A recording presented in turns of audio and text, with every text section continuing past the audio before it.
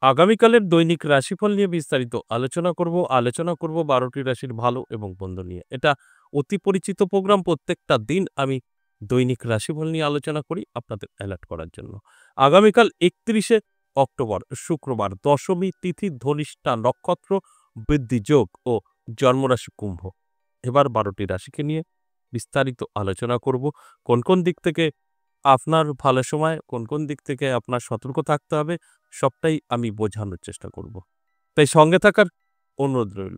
শেষ পর্যন্ত দেখলে অনেক কিছু জানতে পারবেন, অনেক কিছু বুঝতে পারবেন। কারণ প্রত্যেকটা দিন আমাদের ভালো থাকবে তার কোনো মানে নেই। প্রত্যেকটা দিন আমাদের খারাপ থাকবে তারও কোনো মানে নেই। ভালো এবং খারাপ দুটোই থাকবে। আর কার ভালো, কার খারাপ সেটাই আমি প্রত্যেকটা দিন জানানোর চেষ্টা করি আপনাদের অ্যালার্ট করার জন্য। আর আপনারা প্রোগ্রামটা শুনে যদি নিজেরা অ্যালার্ট থাকতে পারেন, নিজেদের জীবনে এপ্লাই করতে পারেন ভালো সময়টা, তাহলে অবশ্যই জীবনের পরিবর্তন আপনি ঘটাতে পারবেন। এবং খারাপ যাদের বলবো তারা খারাপটাকে দূরে সরিয়ে ভালোটা আপনার জীবনে প্রবেশ করাতে পারবেন। এটা সম্ভব। অবশ্যই আলোচনা করব, আলোচনা থাকবে। তার আগে আমার সাথে কিভাবে যোগাযোগ করবেন সে বিষয়টা একটু বলে নিই। নমস্কার, জয় মা কামাখ্যা, জয় মা তারা। যারা ভীষণভাবে বিপদে আছেন, কি করবেন বুঝে উঠতে পারছেন না, নানাভাবে আপনি বিপর্যয়ের মধ্যে পড়ে আছেন, বাস্তু খারাপ, কর্মহীন হয়ে পড়েছেন, ইনকাম নেই, ঋণ ধারে জড়িয়ে গেছেন, বাড়িতে সন্তান অবাধ্য, স্বামী বা স্ত্রী পরকীয়ায় লিপ্ত, নানাভাবে পেঁচিয়ে পড়েছেন। কি করবেন? যদি মনে হয় আপনার সমস্যা বড়, যোগাযোগ করতে পারেন দুভাবেই। আসতে পারবেন না, অনলাইন আছে। অনলাইন অর্থাৎ হোয়াটসঅ্যাপ নাম্বার সেভ করবেন যারা আসতে পারবেন না।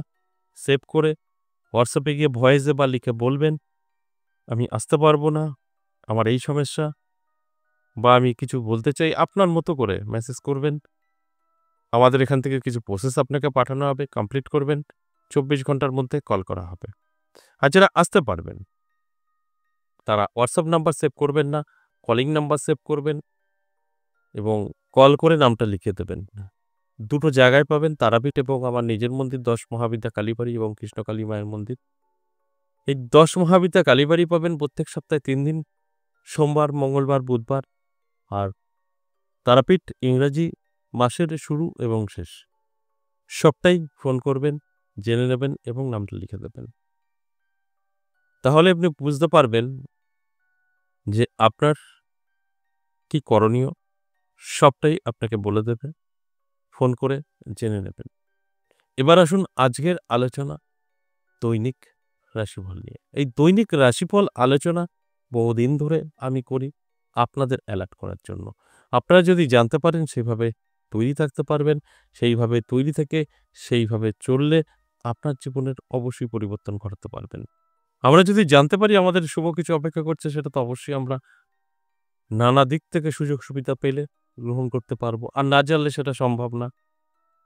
তাই আমি প্রত্যেকটা দিন একটা কথাই বলি, এই আলোচনা মানেই কিন্তু আপনাদের অ্যালার্ট করা। আপনারা যদি অ্যালার্ট থাকতে পারেন তাহলে অবশ্যই কিন্তু সাকসেস পাবেনই পাবেন। আর যদি অ্যালার্ট না থাকেন তাহলে কিন্তু কোনো রকম সাকসেস আসবে না। তাই আমি প্রত্যেকটা দিন আপনাদের অনুরোধ করি, অ্যালার্ট থাকুন, চোখ কান খোলা রাখুন, পরিশ্রম করুন, চেষ্টা করুন। প্রত্যেকটা দিন বোঝানোর চেষ্টা করি। তাহলে আসুন এক এক করে সেই রাশিগুলো নিয়ে আলোচনা করি। মেষ থেকে মীন, ১২টি রাশির কোন কোন দিক থেকে আপনার জীবনের সফলতা আসবে, কোন দিক থেকে অনেকটাই সতর্ক থাকতে হবে। কারণ এখানে ভালো মন্দ দুটোই বলবো।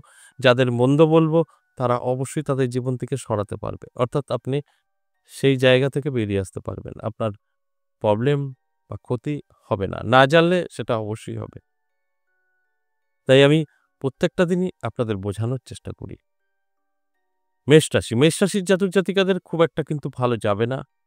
সতর্ক হয়ে থাকতে হবে। কারণ আপনার সময় অশুভ থাকছে। হঠাৎ করে আপনার কাছের বন্ধু-বান্ধবী তাদের সাথে সম্পর্ক খারাপ হতে পারে, অশান্তি তৈরি হতে পারে। এগুলো কিন্তু অবশ্যই নেগেটিভ। তাই আপনি অ্যালার্ট থাকলে, সতর্ক থাকলে এগুলোকে আটকাতে পারবেন। এটা সম্ভব। আর যে কারণেই আমি প্রত্যেকটা আলোচনায় একটা কথাই বলি যে আমার আলোচনা মানেই আপনাদেরকে অ্যালার্ট করা। তাই মেষ রাশির জাতক জাতিকাদের অবশ্যই আমি বলবো অ্যালার্ট থাকুন, চোখ কান খোলা রাখুন। দেখবেন আপনি নিজেই বুঝতে পারবেন কি করণীয়। ২ নম্বর বিশ্বরাশি। বিশ্বরাশির জাতক জাতিকাদের অবশ্যই ভালো সময়।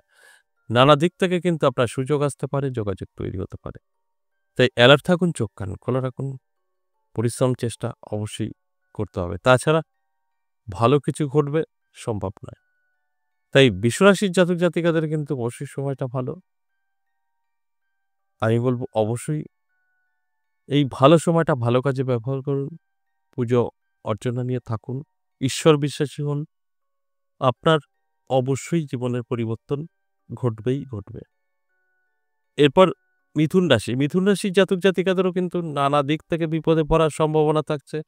হঠাৎ করে অসুস্থ হয়ে যেতে পারে এবং নানা দিক থেকে প্রেশার আসতে পারে।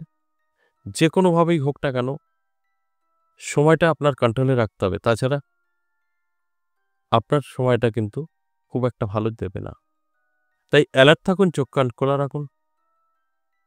পরিশ্রম, চেষ্টা এগুলো করুন। দেখবেন আপনি আপনার মতো করে চলতে পারবেন। এরপর কর্কট রাশি। কর্কট রাশির জাতক জাতিকাদেরও খুব ভালো বলা যাবে না। নানা দিক থেকে সমস্যা তৈরি হবে। আর এই সমস্যা অবশ্যই একটা বড় আকার নিতে পারে। তাই আমি বলব কর্কট রাশির জাতক জাতিকাদের একটু সতর্ক থাকা প্রয়োজন আছে। অ্যালার্ট থাকতে হবে। তাহলেই কিন্তু মিলিয়ে নেওয়া যাবে। তা না হলে কিছুই মিলবে না। এরপর সিংহ রাশি। সিংহ রাশির জাতক জাতিকাদেরও কিন্তু যথেষ্ট ভালো সময় থাকবে। নানা দিক থেকে সুযোগ আসতে পারে, যোগাযোগ আসতে পারে। যে যোগাযোগ সুযোগ ভাগ্য বদলাতে পারে। কারণ সময়টা পজিটিভ থাকছে। এই পজিটিভ সময় সবসময় পজিটিভ কাজে ব্যস্ত থাকা অবশ্যই প্রয়োজন।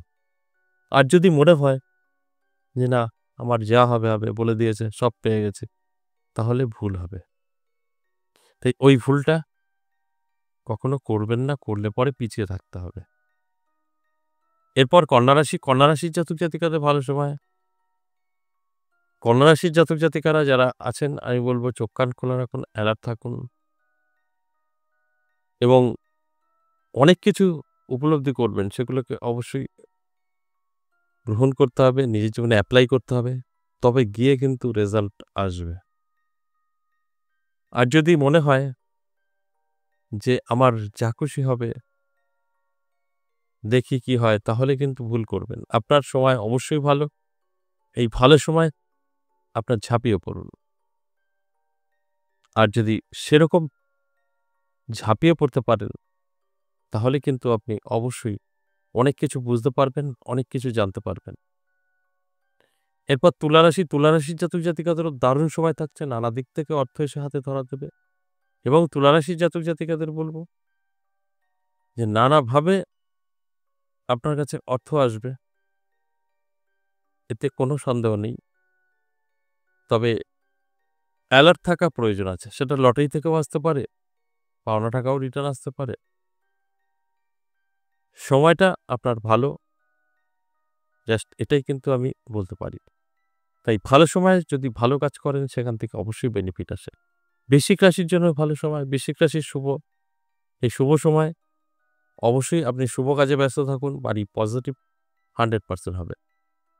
সর্বদা আপনি যদি অ্যালার্ট থাকতে পারেন, তাহলে কিন্তু অবশ্যই আপনি উপলব্ধি করতে পারবেন, কি করণীয় সেটা বুঝতে পারবেন। তবে আমি বলব অবশ্যই বৃশ্চিক রাশির জাতক জাতিকাদের চোখ কান খোলা রাখুন, অ্যালার্ট থাকুন, পরিশ্রম করুন, চেষ্টা করুন। আর যদি মনে হয় যে না যা খুশি হবে, তাহলে অনেক কিছু থেকে পিছিয়ে পড়বেন। আর আপনি যদি নিজের ভাগ্য বদলাতে চান, তাহলে অবশ্যই অ্যালার্ট হয়ে যান, চোখ কান খোলা রাখুন। দেখবেন কিছু না কিছু আপনি বুঝতে পারবেন যেটা আপনার জন্য হেল্পফুল হতে পারে।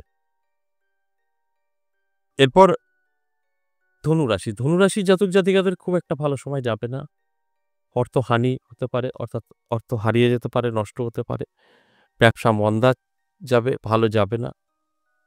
অ্যালার্ট থাকুন এবং মকর রাশির ক্ষেত্রে বলব দারুণ সময় মকর রাশির জাতক জাতিকাদের অর্থপ্রাপ্তি যোগ তৈরি হয়েছে, তাই কোনো না কোনোভাবে কিন্তু প্রাপ্তিও করতে পারে। তাই এই মকর রাশির জাতক-জাতিকারা যারা আছেন, তাদের উদ্দেশ্যে বলব যে আপনার সময়ও কিন্তু ভালো আছে। এই ভালো সময় অবশ্যই ভালো কাজে ব্যস্ত থাকতে হয়। এরপর কুম্ভ রাশি। কুম্ভ রাশির জাতক-জাতিকাদের কিন্তু শুভ সময় থাকবে। নানা দিক থেকে শুভ সময়। আর যদি এই শুভ সময়টা অবশ্যই শুভ কাজে ব্যবহার করতে পারেন, সেখান থেকে 100% বেনিফিট। ভাগ্যের চাকা ঘুরে যাবে। এবং সর্বশেষ মীন রাশি। মীন রাশি সাবধান থাকবেন। ছোটখাটো অ্যাক্সিডেন্ট, চোট লাগা এগুলো কিন্তু হতে পারে। তাই যদি আপনাকে অ্যালার্ট রাখতে পারেন, তাহলে সেফ থেকে যাবেন। কোনরকম স্বাস্থ্য, কোনরকম প্রবলেম আর কিন্তু হবে না। তাই এই যে আজ আলোচনা করলাম ৩১ অক্টোবরের দৈনিক রাশিফল নিয়ে, বিস্তারিত বোঝানোর চেষ্টা করলাম, আপনাদের অ্যালার্ট করার চেষ্টা করলাম।